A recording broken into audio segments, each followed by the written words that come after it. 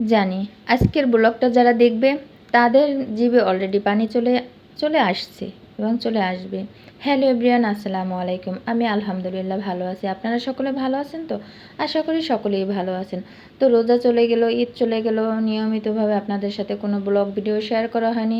তো আজকে চিন্তা করলাম আজকে একটা ছোটোখাটো ব্লগ বানিয়ে ফেলি। এবং আজকের ব্লগটা হচ্ছে আমার জন্য খুবই একটা স্পেশাল, কারণ আমার রান্নাটা খুবই একটা স্পেশাল। আমার পছন্দনীয় রান্না, অনেক খেতে মন চেয়েছে, তাই আমি আজকে নিজেরটা নিজেই রান্না করে খাচ্ছি। মানে আম ডাল রান্না করব। তো বোম্বাই মরিচ যেহেতু আছে, আমাকে এক ভাবি আমাকে খেতে দিয়েছে। তো চিন্তা করলাম বোম্বাই মরিচ দিলে তো আরও একটা ফ্লেভার আসবে, সুন্দর একটা ফ্লেভার আসবে।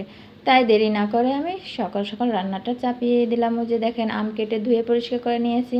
এই তো বোম্বাই মরিচ আমি গতকাল রাতে একটু খেয়েছিলাম, আর একটা বেশি অংশ আছে, ওইটা আমি কেটে দেবো, আর আস্ত যেটা আছে ওটা আমি রেখে দেবো।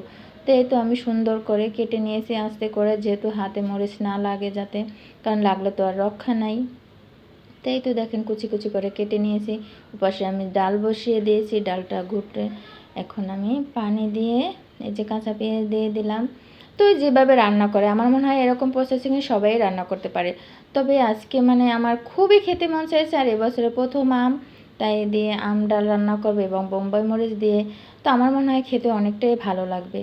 তো আপনারা কেউ লোভ দিবেন না, যারা লোভ দেবেন তারা আমার ভিডিওটা পুরোটা দেখবেন, লাইক দিবেন, কমেন্ট করে বলবেন কে কোথা থেকে দেখছেন, এবং আপনারা আমার ভিডিওটা দেখে রান্না করে খেয়ে নেবেন।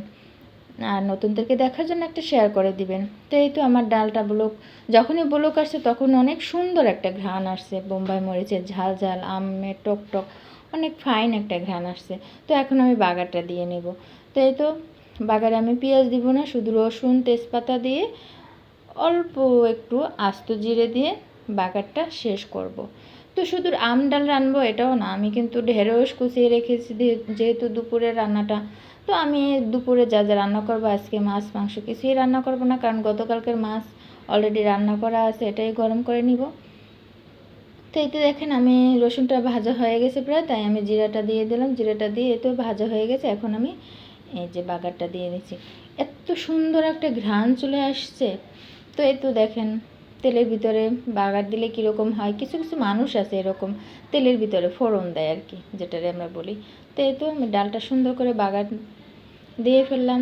ডালটার কালারটাও আমার কাছে অনেক সুন্দর আসছে, কারণ ডিপের পানি দিয়ে রান্না করে অনেক সময় মানে ডাইরেক্ট পানি থাকে, তো এরকম কালার হয়নি, তো আজকে হয়ে গেছে। তো এই যে দেখেন একটা লোভনীয় খাবার, আমার মনে হচ্ছে মাছ মাংস যারা খায় তারাও এই খাবারটা পছন্দ করবে, এটা সবার পছন্দের একটা খাবার।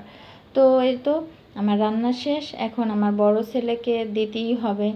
এই যে সে আম পছন্দ করে এবং সে পেঁয়াজ খায় না, রসুন খায় না, তাই আমি বেছে বেছে আমি একটু ডাল বেছে বেছে দিচ্ছি যাতে মশলাটা কম ওঠে। তো এই তো আজকের ভিডিওটা এ পর্যন্তই, ভালো থাকবে।